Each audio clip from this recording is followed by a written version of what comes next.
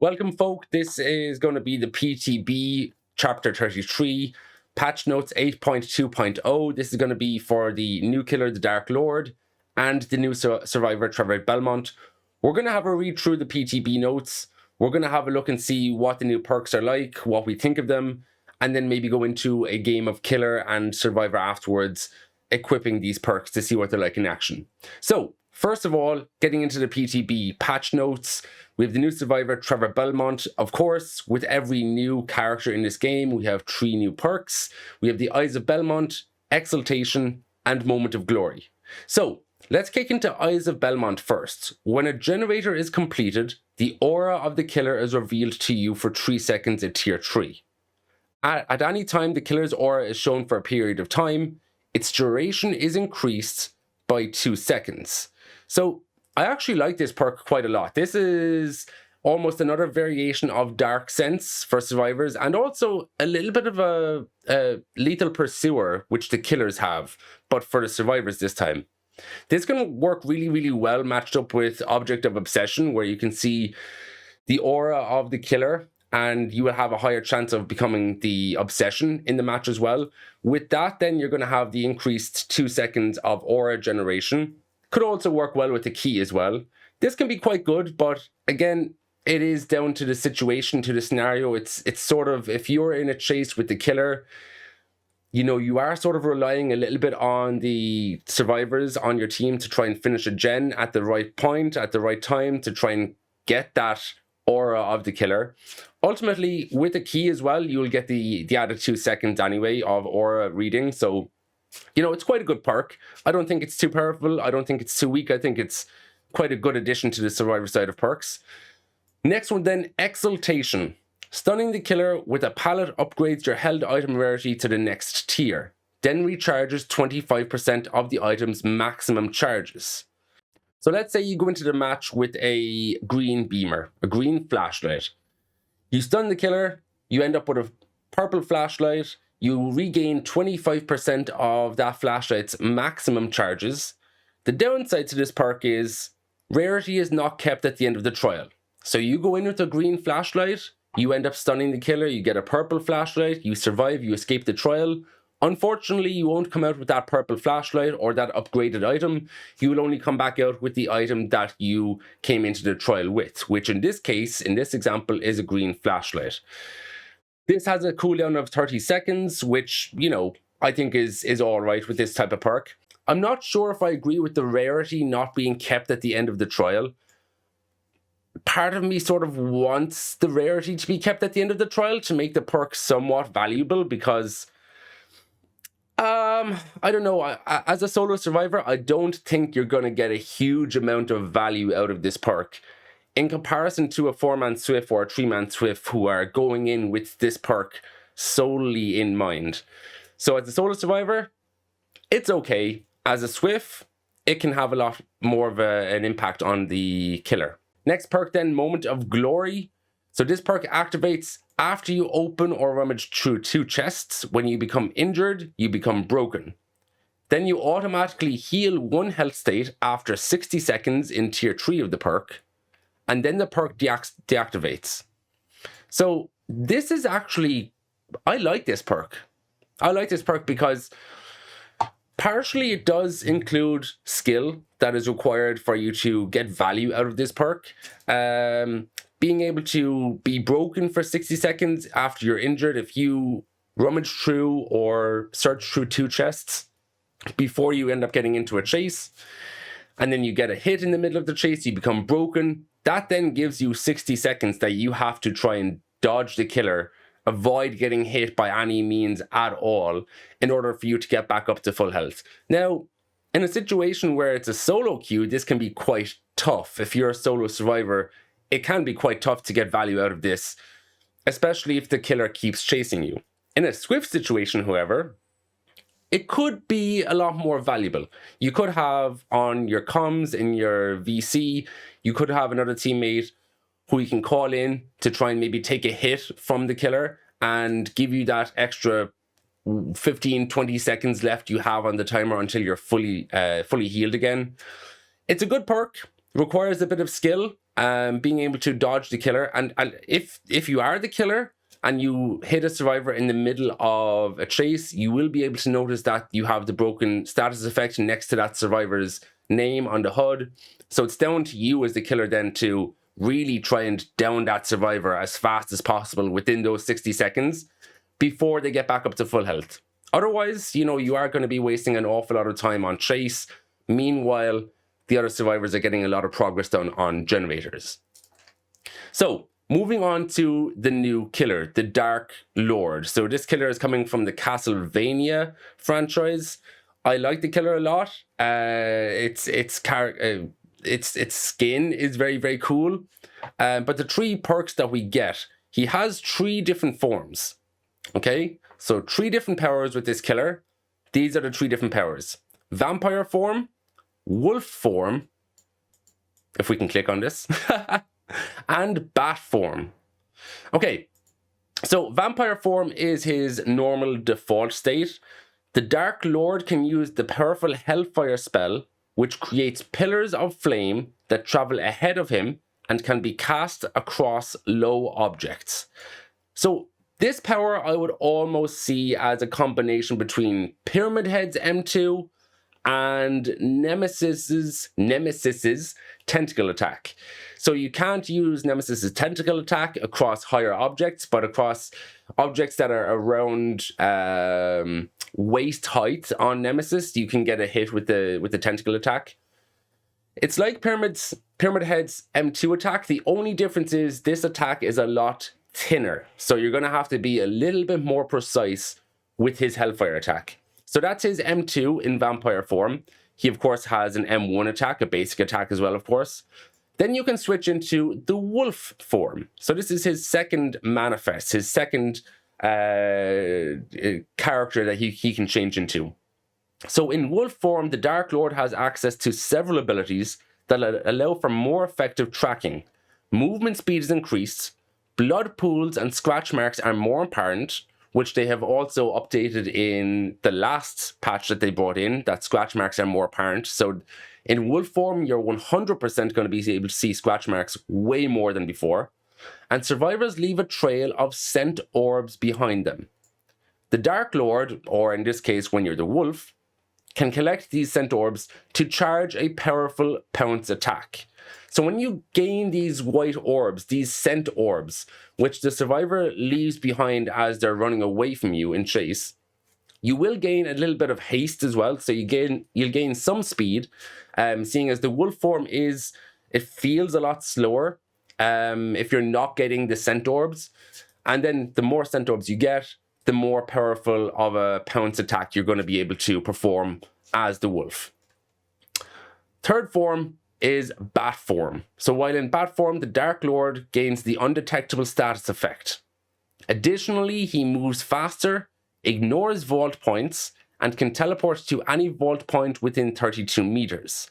Survivors become invisible, but scratch marks can be seen. So this is sort of like spirits phasing, where you can hear the survivors if they're making any noise, you can see the scratch marks that they're leaving behind.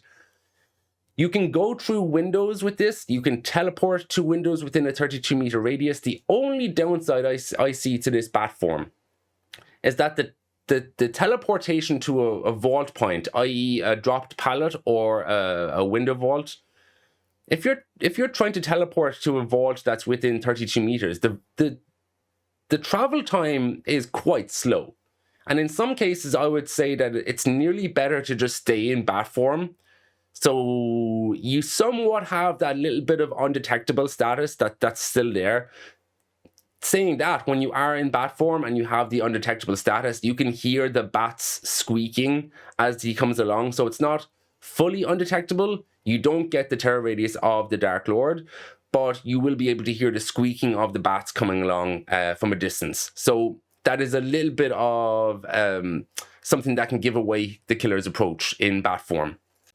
Now, the new perks that the Dark Lord brings to Dead by Daylight. First one is Hex Wretched Fate. After one generator has been repaired, a random dull totem becomes a hex totem and curses the obsession. The obsession has a 33% repair speed penalty if the perk is on tier 3 for the killer. They also see this Hex Totem's aura when within 12 meters, and this effect persists until the Hex Totem is cleansed. I'm not a fan of this perk, and here's why. If you're going to be bringing in a Hex that really only hinders the obsession, and in this case it hinders the obsession quite a severely high amount, 33% repair speed penalty, that is huge on the obsession. This sort of does promote from the killer side an act of tunneling everybody out of the game apart from the obsession. Because you can just forget about the obsession, they can work on gens, but they have a severe 33% penalty. That's pretty much a third penalty on what you would normally do on a generator. Maybe patch this up with Rune as well, or another perk that can slow down Pentimento, for example, can slow down generator repair speed. It can be quite a bad perk that can promote tunneling everybody other than the obsession. That's my big issue with this. So if you're as a killer and you go in with the perk Hex Wretched Fate, you have the first generator is completed, then the obsession has a 33% repair speed penalty.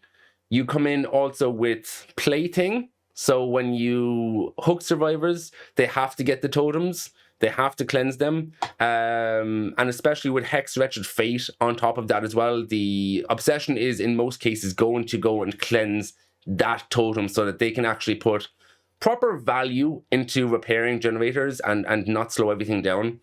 But once you bring in Hex Wretched Fate, and you bring in plating, then you also bring in Pentimento, which is going to slow down healing. It's going to slow down generator repair speed. It can also slow down the opening up of exit gates, depending on how many totems you still have up for Pentimento. So this for me, in my opinion, could be a dangerous perk if it's not changed before it's brought to the main game. I'm worried about Wretched Fate, honestly. Perk number 2 for the Dark Lord, Human Greed. You see unopened chests, auras, and survivors' auras are revealed for 3 seconds when they enter an 8 meter range. You also gain the ability to kick chests to close them. This ability has a 60-second cooldown when it's in tier 3, and survivors unlock these closed chests 50% faster. Now, I'm also not a fan of this perk either. If a killer does have this perk, you are probably better off trying to open up the chests in order for them to not see your aura, especially if you're going against the nurse. The downside is if the nurse keeps coming back and closing the chests to see your aura within 8 meters of you entering that chest range, that could be an issue. That could waste an awful lot of time on the survivor side if you go back and close the chest, or if you go back and open up the chest as a survivor, the nurse comes back and closes it again so they can see the aura. I'm not a big fan of this. Last perk that comes with the Dark Lord is Dominance. So the first time each totem and each chest is interacted with by a survivor, that totem or chest is blocked by the entity for 8 seconds when Dominance is in tier 3 perk. The auras of blocked totems and chests are revealed to you in white. So I suppose this perk isn't too bad. They were very, very, very specific with making sure that this doesn't block off a chest or a totem by a huge amount of time. 8 seconds is not too long to prevent a survivor from being able to access a chest or a totem. However, depending on the situation, again, if you have a killer who brings in Hex Wretched Fate, plating, Pentimento, this could cost a little bit of time. Now remember, it's not every time a survivor interacts with the chest or the totem. It's the first time a totem or a chest is interacted with by anybody. Okay, so it's not a strong perk.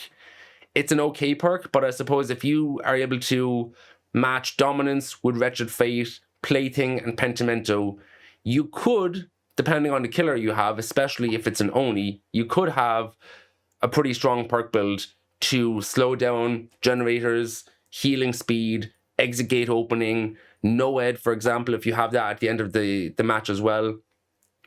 Yeah, so I'm not a huge fan of the 3 perks that are coming with this new killer, honestly.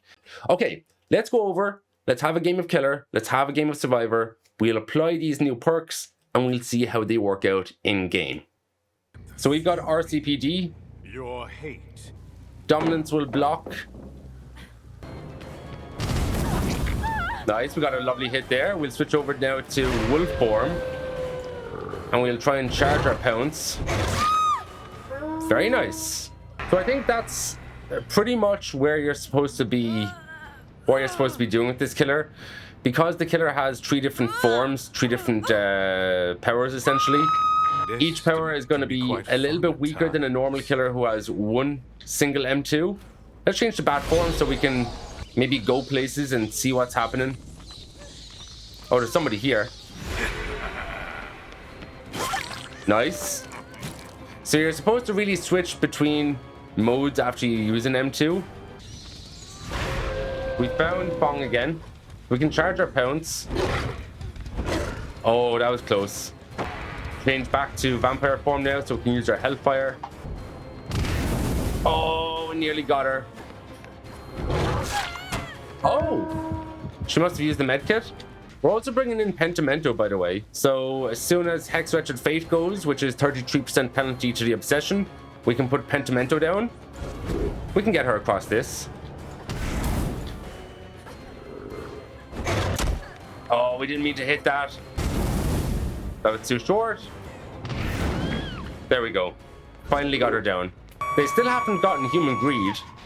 So the obsession is still getting a 33% penalty.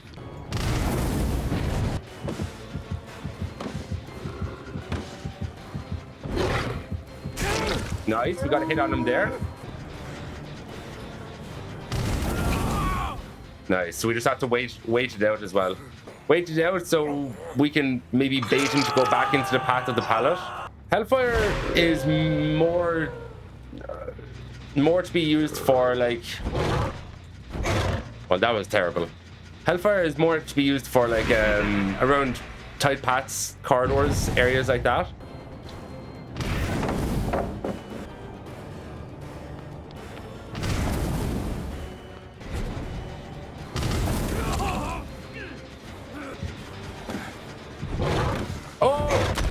We nearly got him. We can block him off in his pallet. Nice. Like, I mean, switching between wolf form and vampire form is how you're supposed to play this killer, pretty much. Not staying in one form more than another.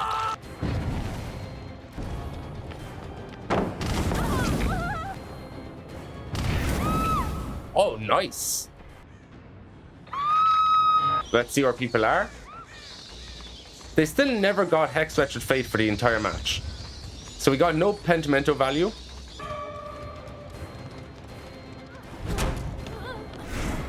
Oh, it doesn't work over that. Damn.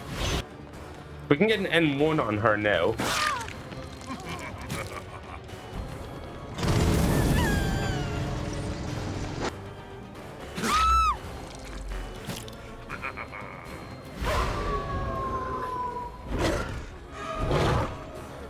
Block the Ada! Nice! We actually got to block the Ada, but unfortunately this person here is probably going to escape.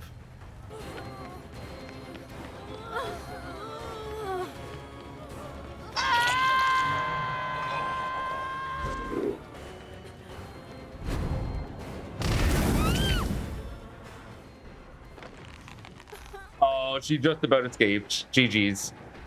We never got any Pentimento value because they never cleansed Hex Wretched Fate.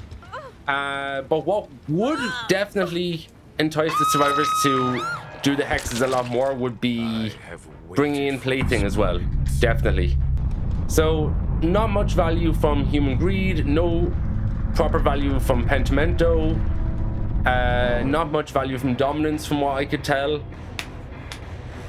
Like, the value that you probably get from Human Greed is very, very little. It's not a great perk, if I'm being honest. The value you get from dominance as well, not great. It's not really a great perk either. Hex Wretched Fate is probably the best out of the Dark Lord's perk. But we're probably going to try a match with Pentimento, Wretched Fate, Plating, and we'll see what else we can muster up. So we get the green build square. We're actually running Rune, Plating, Pentimento, and Hex Wretched Fate. So we'll see how this all goes. I was going to run... Okay. I was going to run Tana.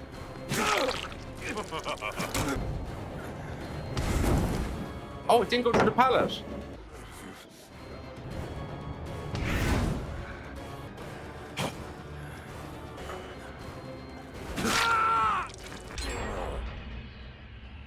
Okay, so now Hex Wretched Fate is active.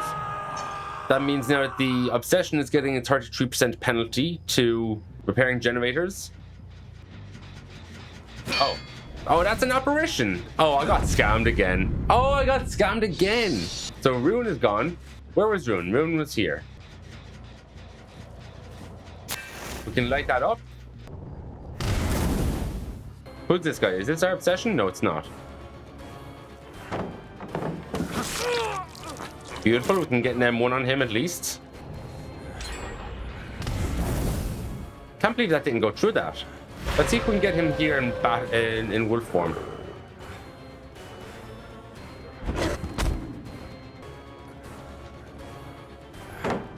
We might be able to get him here. No.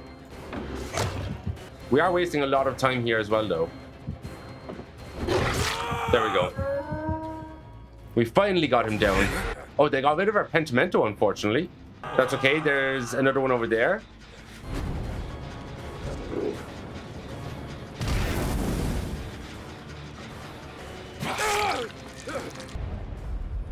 That's another totem gone. Let's light that one up. Let's also light this Pentimento up. So that's 3 Pentimentos we have up. 3 out of 4 because they already got rid of the one that we did for Rune. Nice. Drop it. Thank you.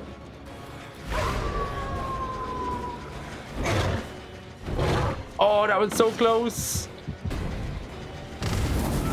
Oh, nice. We got him through that. Beautiful. Another blast mine again. We still have two Pentimentos active.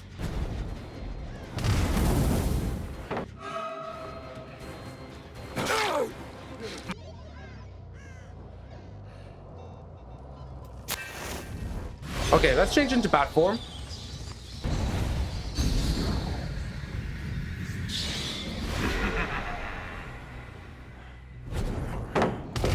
Oh, Dean.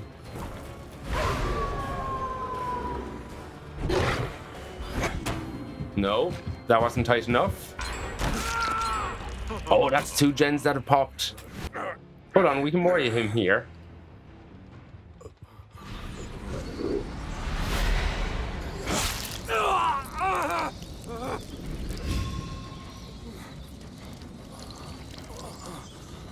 Nice. Drink his blood, baby. Drink his blood. Nice Mori. I like it. Damn, we missed both of them. No! That's not what we want.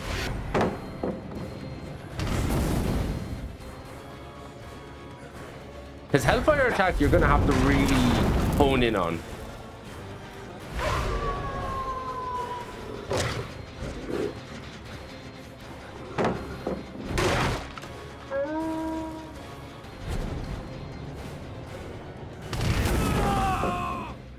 I suppose that is his name. Ah! No blind for you, sir.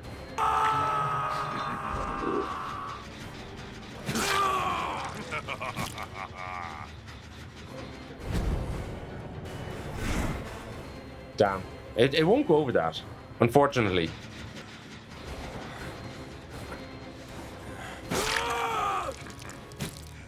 Ah! So we can maybe use bat form to try and find where this guy has gone to. He was here, yeah.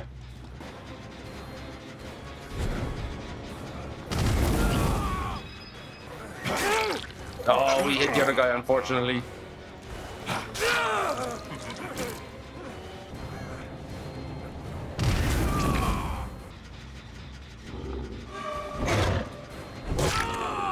GG's. I don't know if we got a huge amount of value out of... Well, we barely got any value out of Ruin anyway, because Ruin was gone nearly straight away in the match.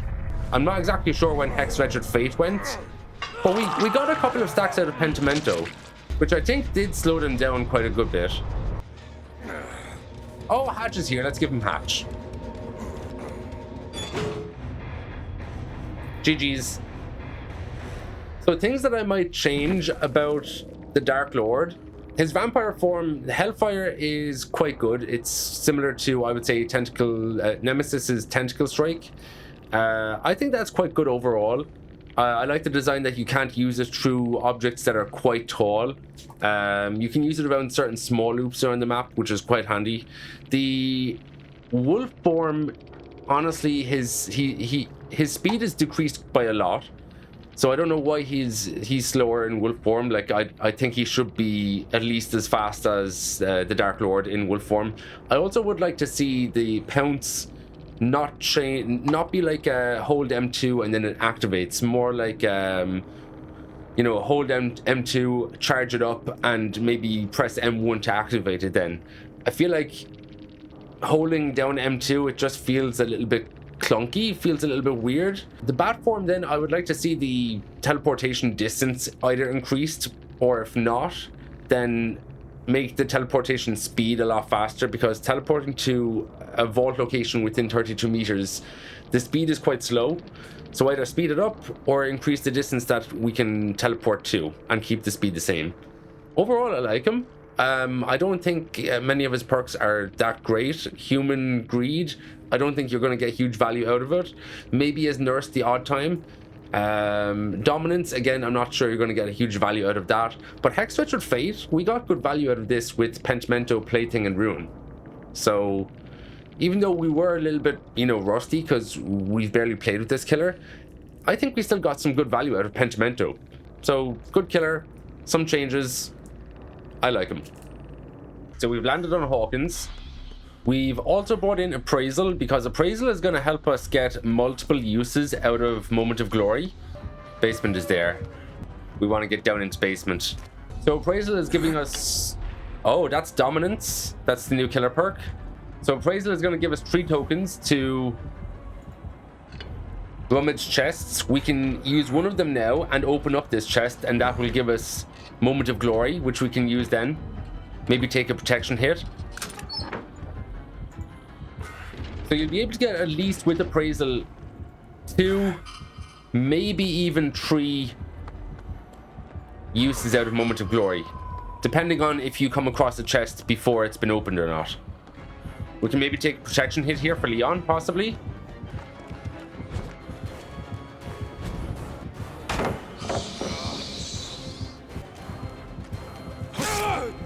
Okay, that's Moment of Glory active. Now we're broken for 60 seconds.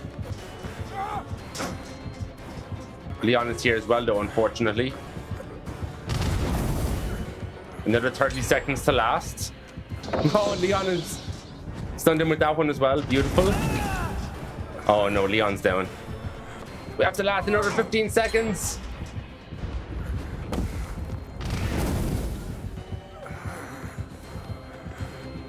Yes! We got it. We got Moment of Glory value. So we should be able to get Eyes of Belmont value when we finish this gen. Unless he's in bat form, which makes him undetectable. There's Eyes of Belmont value. I like Eyes of Belmont. It's good. It's okay. It's not too powerful. Oh, nice. So this chest has not been opened yet, which means that we're going to be able to get more Moment of Glory value just from this chest and using Appraisal, which will bring us down to 1 token of Appraisal left. That means if we come across the 3rd and final chest, if it's unopened, we'll be able to get a 3rd use of Moment of Glory. That's only if the 3rd and last chest has not been opened yet. Actually, let's keep our yellow medkit, because if we stun him with Exaltation, we can upgrade this to a green and regain, I think it's 25% of its maximum charges.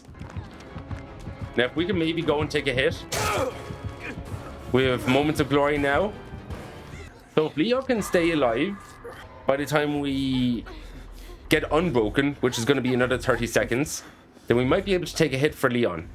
Take a protection hit. No, Leon's going down. Where? No. Can we take a hit here for Leon? Oh, he's dropping him. Nice. And then we go back to full health again. Beautiful. Oh, he's just going to crawl away. He can escape the hook. Oh, there's the Hex. What's the Hex? Plaything and Hex, Wretched Fate and Pentimento, I imagine, is going to be quite a dirty combo, by the way. The one thing we still have to try and get value from is Exaltation. Maybe we can get Exaltation value here? No? No! We're going to try and make him. No! He picks her up. Beautiful. He escapes. Very nice. And then we go out the door with them. GG's. So, good value from Eyes of Belmont. Good value from Moment of Glory twice. Not much value there from Exaltation. However, I do like Exaltation as a perk. It's a very, very good idea. I don't see any issues with it as it is. The only thing I would change with it is maybe changing it so that items of rarity that are gained in the match do actually leave with you at the end of the match. That's the only thing that I would change about that. Overall, though, I think that these perks are well balanced for Survivor side. I think they're good. I like them overall.